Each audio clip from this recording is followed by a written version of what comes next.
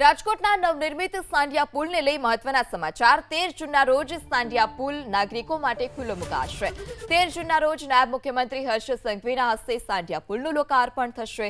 હજારો વાહન ચાલકોને ટ્રાફિકમાંથી મુક્તિ મળશે।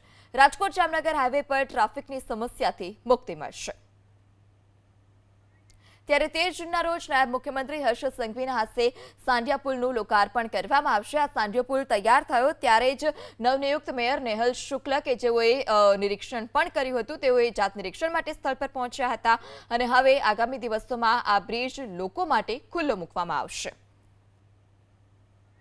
ત્યારે 13 જૂનના રોજ નાયબ મુખ્યમંત્રી હર્ષ સંઘવીના હસ્તે સાંઢિયા પુલનું લોકાર્પણ કરવામાં આવશે। આ સાંઢિયો પુલ તૈયાર થયો ત્યારે જ નવનિયુક્ત મેયર નેહલ શુક્લ કે જેઓએ નિરીક્ષણ પણ કર્યું હતું તેઓએ જાત નિરીક્ષણ માટે સ્થળ પર પહોંચ્યા હતા અને હવે આગામી દિવસોમાં આ બ્રિજ લોકો માટે ખુલ્લો મૂકવામાં આવશે।